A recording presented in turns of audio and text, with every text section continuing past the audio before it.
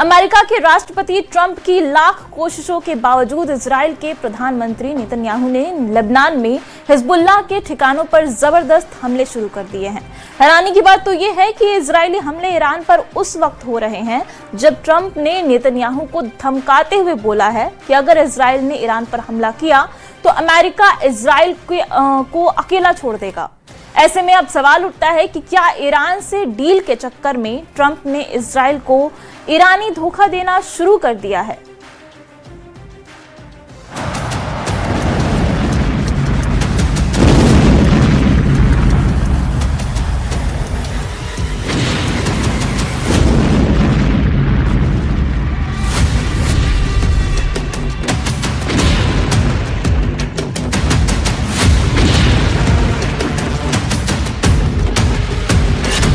बुरे फंसे Netanyahu, Trump की ईरानी धमकी, परमाणु सरेंडर को तैयार तेहरान। लगता है ईरान युद्ध अमेरिकी राष्ट्रपति ट्रंप और प्रधानमंत्री नेतन्याहू के लिए गले की हड्डी बन चुका है। एक तरफ लेबनान की तरफ से हिजबुल्लाह उत्तरी इजराइल पर हमला करने में जुटा है, तो वहीं दूसरी तरफ ट्रंप ने नेतन्याहू को धमकी दी है कि अगर तेहरान या बैरूत पर इजराइल ने हमला किया तो अमेरिका इजराइल को जंग में अकेला छोड़ देगा। ट्रंप ने नेतन्याहू को बीबी शब्द से संबोधित करते हुए दो टूक कहा है। ईरान पर हमले तुरंत बंद करो वरना पछताओगे। अमेरिकी मीडिया ने दावा किया कि ट्रंप को लगता है कि ईरान और लेबनान पर लगातार इजरायली हमलों की वजह से ईरान और अमेरिका के बीच शांति समझौता नहीं हो पा रहा है। खबर तो यहाँ तक है कि इजराइल को ऐसा लगता है कि ट्रंप युद्ध को खत्म करने की जल्दी में ईरान की ऐसी शर्तों के साथ समझौता करने में जुटे हैं जो इजराइल के लिए भविष्य में बेहद घातक साबित हो सकता है। ट्रंप के सबसे ताजा बयानों में से एक बयान में यहाँ तक दावा किया गया है कि ईरान में 2 हफ्ते में अमेरिका जंग पूरी तरह से जीत लेगा, जबकि इजराइल का साफ कहना है कि जब तक ईरान की परमाणु और मिसाइल क्षमताओं को पूरी तरह से तबाह नहीं किया जाएगा तब तक ईरान से कोई भी समझौता करना पूरी तरह से गलत और घातक साबित हो जाएगा। यही वजह है कि ट्रंप की चेतावनी के बीच इजरायली सेना ने लेबनान के टायर शहर पर बेहद बड़े और भीषण हमले किए हैं। लेबनान पर इजराइल के इन हमलों के बाद ईरान ने धमकी दी है कि हम अपने दुश्मनों पर कल्पना से परे घातक हमला करेंगे। खबर तो यहाँ तक है कि लेबनान में मौजूद हिजबुल्लाह के पहाड़ी अड्डों पर ईरान फतह-2 हाइपरसोनिक मिसाइलें पहुँचाने की कोशिश में जुटा है। हम शुरुआत करते हैं ट्रंप की धमकी और चेतावनी से, जिसने ईरान युद्ध को और ज्यादा पेचीदा और खतरनाक बना दिया है।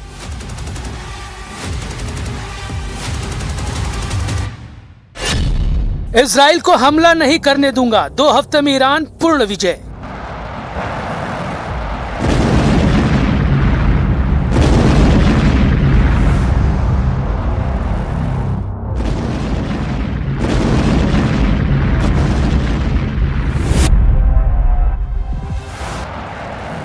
ईरान युद्ध बेहद पेचीदा और खतरनाक हो चुका है और इसके पीछे की सबसे बड़ी वजह यह है कि इजराइल ईरान के परमाणु और मिसाइल ठिकानों को पूरी तरह से तबाह करने से पहले युद्ध रोकने को तैयार नहीं है, जबकि ट्रंप चाहते हैं कि वो किसी भी तरह से इस बेहद खर्चीले और खतरनाक युद्ध से किसी भी तरह से बाहर निकले। ट्रंप और नेतन्याहू के बीच यही सोच और रणनीति का फर्क अब अमेरिका और इजराइल के बीच भयानक टकराव और तनाव की वजह बनता जा रहा है। 24 घंटे पहले इजराइल ने ईरान के Tehran, Isfahan, Tabriz, Siraj, Kermanshah और अहवाज पर भीषण हमले किए हैं, जिसके जवाब में ईरान ने इजराइल की राजधानी तेल अवीव, यरूशलेम, हाइफा पर बहुत ज्यादा हमले किए हैं। इन खूनी हमलों के बीच ट्रंप ने ईरान की बजाय इजराइल को ही एक तरह से युद्ध का जिम्मेदार मानते हुए नेतन्याहू को धमकाना शुरू कर दिया है। जो ट्रंप नेतन्याहू के हर फैसले पर हाँ में हाँ मिलाते थे, वो ट्रंप अब नेतन्याहू के सभी हमलों के फैसलों को अपने खिलाफ बगावत मानने लगे हैं और यही वजह है कि ट्रंप ने नेतन्याहू के खिलाफ ऐसे तीखे बयान दिए हैं जिसने पूरी दुनिया को शॉक कर दिया है। अमेरिकी राष्ट्रपति डोनाल्ड ट्रंप ने इजरायली प्रधानमंत्री बेंजामिन नेतन्याहू को चेतावनी दी, अगर तनाव बढ़ता रहा तो वो जल्द ही ईरान के मामले में अकेले पड़ सकते हैं। ट्रंप ने ये बात इजराइल के चैनल 12 को दिए एक इंटरव्यू में कही, इसके अलावा अमेरिकी मीडिया एक्सियोस पर भी ट्रंप ने इस तरह से नेतन्याहू के खिलाफ बयान दिया है। ट्रंप ने नेतन्याहू से कहा था कि वो ईरान पर जवाबी हमला करने से बचे। दरअसल इजराइल की ओर से लेबनान की राजधानी बेरूत पर हमला किए जाने के बाद ईरान ने इजराइल पर हमले किए थे। चैनल 12 की रिपोर्ट के मुताबिक दोनों नेताओं के बीच बातचीत किसी सहमति के बिना समाप्त हुई और नेतन्याहू ने इस मामले में अपने अंतिम फैसले की जानकारी ट्रंप को नहीं दी।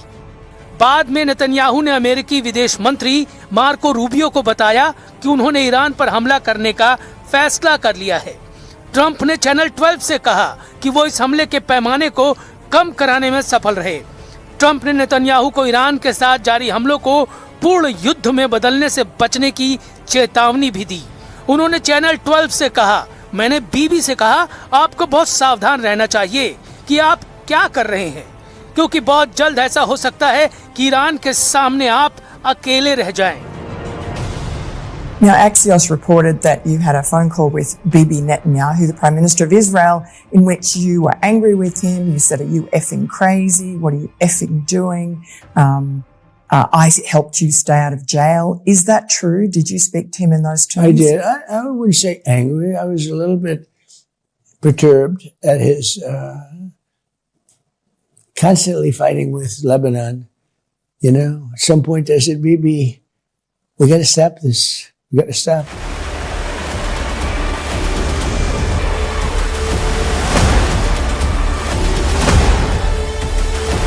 ट्रंप ने इशारा किया कि ईरान के साथ एक संभावित डील तेजी से आगे बढ़ रही है, जिसे इजराइल के ईरान पर ताजा हमलों से घातक नुकसान हो सकता है और ट्रंप का सारा प्लान फेल हो सकता है।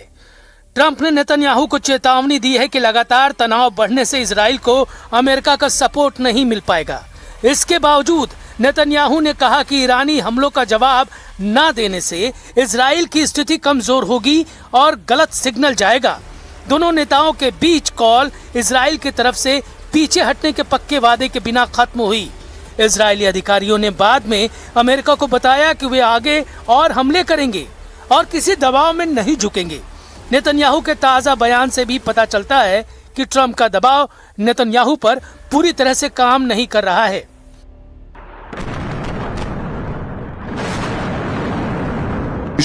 If the terrorist regime makes the mistake of attacking us again, we will respond with force. Because Israel has the full right to self-defense, and we exercise it whenever necessary. I say this to you, dear citizens of Israel, just as I say it with appreciation and respect in my good conversations with my friend, President Trump. Lebanon में Hezbollah पर हमले शुरू, Netanyahu को नहीं रोक पाए Trump. अमेरिकी राष्ट्रपति डोनाल्ड ट्रंप की तरफ से सीधी चेतावनी के बावजूद इजराइल ने लेबनान पर हमले शुरू कर दिए हैं। पिछले 48 घंटों यानी 8 और 9 जून 2026 के दौरान इजराइल ने लेबनान में अब तक के सबसे भीषण और आक्रामक हमले किए। इसका पूरा ब्यौरा भी जान लीजिए।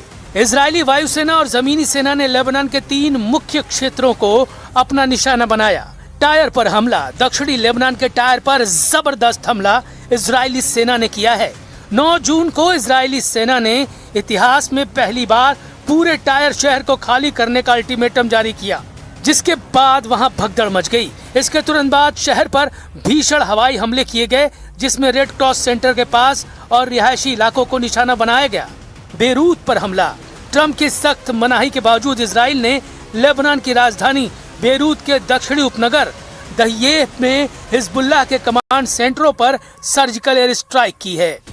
नबातिये और दक्षिणी प्रांत पर हमला, दक्षिण लेबनान के जिफ्ता, हब्बौश, जारिये और बुर्ज-अल शेमानी जैसे दर्जनों गांवों और कस्बों पर इजराइल ने ताबड़तोड़ बमबारी की है। इजराइल ने लेबनान पर ताजा हमलों में F-35, अदीर और F-16 सूफा फाइटर जेट्स का इस्तेमाल किया है। इन लड़ाकू विमानों के जरिए बेरूत और टायर शहर में हिजबुल्लाह के सुरक्षित ठिकानों पर भारी बमबारी की गई। प्रिसीजन गाइडेड मुनिशन, रिहायशी इलाकों में हिजबुल्लाह के बंकरों और हथियार डिपो को सटीक निशाना बनाने के लिए अमेरिकी तकनीक वाले स्मार्ट बमों का इस्तेमाल किया गया।